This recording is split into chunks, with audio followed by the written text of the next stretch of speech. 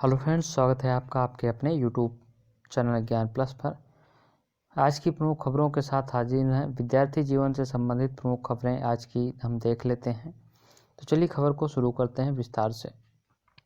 हम बात कर लेते हैं खंड शिक्षा अधिकारी मेंस 2019 का प्रवेश पत्र जारी।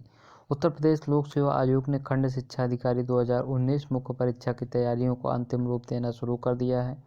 इसके तहत शुक्रवार को अभ्यर्थियों का प्रवेश पत्र जारी कर दिया गया है। आयोग की वेबसाइट से प्रवेश पत्र डाउनलोड करना, जबकि परीक्षा केंद्र पर प्रवेश पत्र के साथ आईडी प्रूफ व 2 फोटो के साथ उपस्थित होने का निर्देश है। मुख्य परीक्षा 6 दिसंबर को प्रयागराज, लखनऊ, गाजियाबाद में आयोजित की जाएगी, जिसके लिए 309 पद के सापेक्ष 4,256 अभ्यर्थियों को शामिल होना है। प्रथम पाली में 9:30 से दोपहर 12:30 बजे तक सामान्य अध्ययन का पेपर होगा। वहीं द्वितीय पाली में बात कर लें तो सामान्य हिंदी व निबंध का पेपर कराया जाएगा 2 बजे से 5 बजे तक। अभ्यर्थियों को नॉर्मल जो है प्रोसीजर उसको फॉलो करना पड़ेगा। वहीं हम आगे की खबर की बात कर लेते हैं आज की प्रमुख जॉब अलर्ट्स की। तो मैनेजर व जूनियर एग्जीक्यूटिव पदों पर मौका मिला है। भारतीय विमानपत्तन प्राधिकारी के 368 पदों पर मैनेजर जूनियर एग्जीक्यूटिव के लिए आवेदन आप कर सकते हैं। वहीं सीनियर रेजिडेंट पदों पर साक्षात्कार 10 पदों के लिए साक्षात्कार post graduate of medical education and research Chandigarh में होना है। SBI PO में बम्पर भर्ती है, 2000 पद हैं। बेसिक पे आप देख सकते हैं विभिन्न प्रकार के यहाँ पे, तो आप आवेदन कर सकते हैं। वहीं मैनेजर इंडस्ट्रियल ट्रेनिंग की रिक्तियाँ निकली हुई हैं, 9 पदों के लिए भेल में निकली हुई हैं। तो यहाँ पे भी आप ऑनलाइन आवेदन चाहें तो कर सकते हैं। वहीं पे एक बड़ी खबर आ रही कि PCS 2018 के चयनित अभ्यर्थियों का ब्यौरा छुपा रहा आयोग। PCS 2018 में स्केलिंग लागू नहीं करने, दूसरे प्रदेशों के अभ्यर्थियों का चयन जैसे आरोप पे उत्तर प्रदेश लोक सेवा आयोग पर लगाते जा रहे हैं।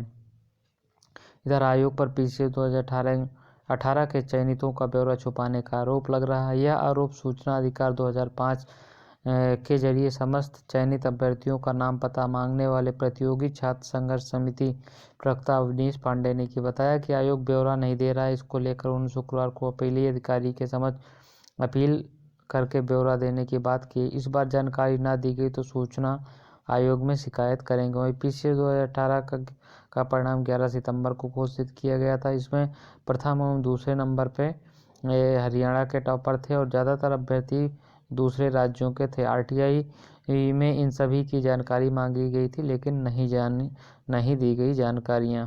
वहीं LT ग्रेड जो है विभागों की अदूरदर्शिता से परेशान है। नियुक्ति न मिलने पर अनशन करेंगे चयनित छात्र। इसके अधिकारियों द्वारा अदूरदर्शिता कहें या गैर जिम्मेदारा व्यवहार, उन्होंने नियुक्ति पत्र देकर चयनितों को भटकाने के लिए छोड़ दिया है। नियुक्ति पत्र देने से पहले विद्यालयों में कई चरण में पदों की पड़ताल होती है, उसके बाद नियुक्ति की संस्तुति दी जाती है। लेकिन LT ग्रेड शिक्षक 2018 में के कई चयनितों का ऐसे विद्यालय आवंटित कर दिए गए जहां संबंधित विषय का पद ही नहीं है। शिक्षा निदेशालय का चक्कर काट रहे चयनित अब अनशन की तैयारी में। उत्तर प्रदेश लोक सेवा आयोग ने LT ग्रेड शिक्षक 2018 के तहत 15 विषयों के 10,768 पदों पर भर्ती निकली थी, जिसमें 13 विषयों पर 4243 अभ्यर्थियों का चयन हुआ है। राजकीय हाई स्कूल भाकुरा जौनपुर में संस्कृत शिक्षक के रूप में चयनित विंद्रेश कुमार पाल का कहना है कि 2 दर्जन चयनित को ऐसा विद्यालय आवंटित किया गया है जहां पद नहीं है। शिक्षा निदेशालय के अधिकारी कोई जवाब नहीं दे रहे हैं। कहा कि जल्द नियुक्ति न मिली तो चयनित अनशन शुरू करने के लिए बाध्य होंगे। राजकीय प्रवक्ता कॉलेजों को मिलेंगे 298 प्रोफेसर।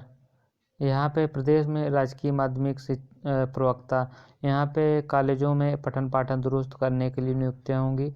आयोग ने इधर महीनों से बड़ी संख्या में प्रवक्ताओं का चयन किया है। 298 की चयन सूची शिक्षा निदेशालय माध्यमिक को भेजी गई है। उन सभी को रिक्त पदों के सापेक्ष कॉलेजों को नियुक्ति दी जानी है।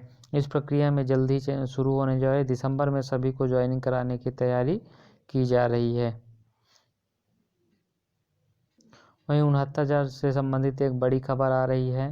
3 दिन बाद भी आवंटन सूची जारी नहीं है। शीर्ष कोर्ट के निर्देश पर 37,339 पदों पर की जानी है काउंसलिंग। बेसिक शिक्षा परिषद के माध्यमिक प्राथमिक स्कूलों में 69,000 सहायक अध्यापक भर्ती के तहत 37,339 पदों की काउंसलिंग कराने के लिए जिला आवंटन सूची जारी नहीं हो सकी है, जबकि काउंसलिंग की तारीख घोषित हुए 3 दिन बीत गए हैं। कार्यालयों में अगले 3 दिन यानी कि शनिवार, रविवार, सोमवार का अवकाश है। सूची NIC से जारी होगी। ऐसे में दावेदारों में असमंजस है। परिषदीय स्कूलों में 69,000 शिक्षकों की नियुक्ति होनी है। लिखित परीक्षा में 31,277 अभ्यर्थी नियुक्ति पा चुके हैं। वहीं 37,339 पदों पर नियुक्ति शीर्ष कोर्ट ने पहले रोकी थी। इन पदों का चयन के लिए शासन ने 24 नवंबर को काउंसलिंग 2 से 4 दिसंबर तक कराने का कार्यक्रम जारी कर दिया है। इस बार भी वही जिला मिलने की उम्मीद है। इसके लिए उन्हें तैयारी भी करनी पड़ेगी। परिषद के अफसर 1 जून को जारी 67,867 पदों की जिला आवंटन सूची भेज चुके हैं। अब बेसिक शिक्षा विभाग विवाद से बचने के लिए इन दिनों सूची पर मंथन कर रहा है, जिससे नई सूची जारी हो या फिर पुरानी सूची से काउंसलिंग कराई जाए, इस पर विचार हो रहा है। बेसिक शिक्षा परिषद सचिव प्रताप सिंह बघेल ने बताया कि जिलों में भर्ती काउंसलिंग तय तारीखों में ही होगी। NIC को भी जिला आवंटन सूची भेजी जा रही है, वह तय समय से निर्गत होगी। इसमें अवकाश बाधा नहीं बनेगा। उसी के साथ बेसिक शिक्षा अधिकारियों के काउंसलिंग कराने के संबंध में भी निर्देश दिए जाएंगे। वहीं उत्तर प्रदेश अधीनस्थ सेवा चयन आयोग से खबरें हैं। जनवरी से भर्ती परीक्षाएं होंगी। उत्तर प्रदेश अधीनस्थ सेवा चयन आयोग जनवरी से रिक्त पदों के सापेक्ष के भर्ती के लिए परीक्षाएं आयोजित कराने की तैयारी में है।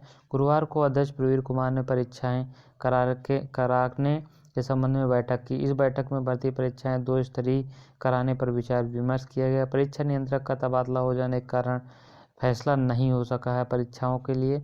माना जा रहा है कि जनवरी से परीक्षा शुरू कर दी जाएगी। वहीं उत्तर प्रदेश अधीनस्थ सेवा चयन आयोग से एक और अपडेट है, इसलिए अंतिम परिणाम जारी नहीं कर रहा आयोग। उत्तर प्रदेश अधीनस्थ सेवा चयन आयोग अंतिम परिणाम कई पदों के अंतिम परिणाम बनाकर तैयार किया है, लेकिन वो जारी नहीं कर रहा है।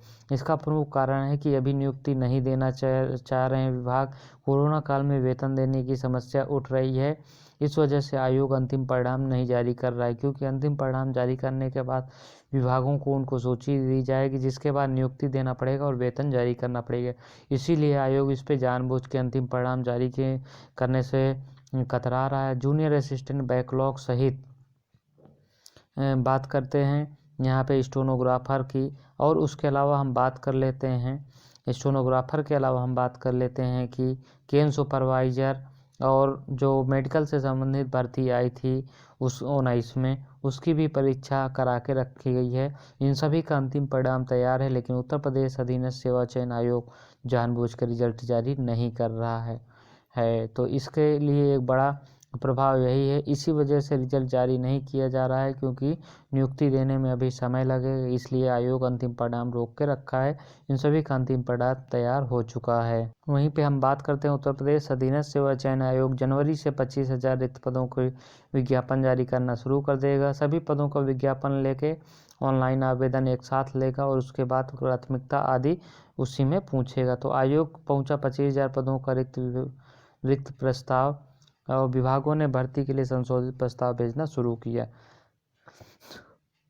उत्तर प्रदेश अधीनस्थ सेवा चयन आयोग 25,000 रिक्त पदों का प्रस्ताव विभागों ने भर्ती के लिए संशोधित प्रस्ताव भेजना शुरू कर दिया है।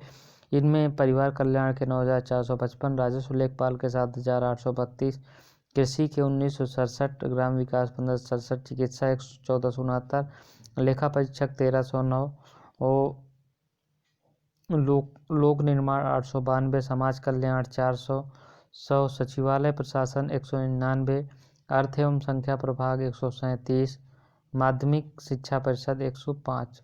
वहीं राज्य सरकार की शक्ति का असर दिखने लगा है। विभागों में आर्थिक रूप से कमजोर EWS के लिए आरक्षित पदों की रिक्तियों में शामिल कर नए सिरे से प्रस्ताव अधीनस्थ सेवा चयन आयोग को भेजा जा रहा है। अब तक 25,000 पदों का दियाचन उत्तर प्रदेश अधीनस्थ सेवा चयन आयोग को मिल चुके हैं। दरअसल उत्तर प्रदेश अधीनस्थ सेवा चयन आयोग के पास 35,000 से अधिक रिक्त पदों का प्रस्ताव काफी समय से लंबित था।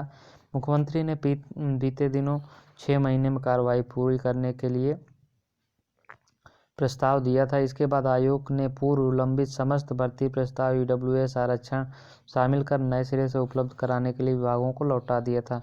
अब विभागों ने संशोधित प्रस्ताव भेजना शुरू कर दिए। इनमें राजस्व, ग्राम विकास, चिकित्सा, आंतरिक लेखा परीक्षक, कृषि, समाज कल्याण, पीडब्ल्यू समेत 50 विभागों के प्रस्ताव शामिल हैं। सभी विभागों के प्रस्ताव आने पर रिक्तियों की संख्या 40,000 पहुंच सकती है। तो यहाँ पे आप देख सकते हैं अलग अलग खबरें मिल रही हैं यहाँ पे भर्तियों संबंधित। तो ये रही आप सभी के लिए अपडेट। इस वीडियो में इतना ही, मिलते हैं अगली वीडियो में, तब तक के लिए धन्यवाद।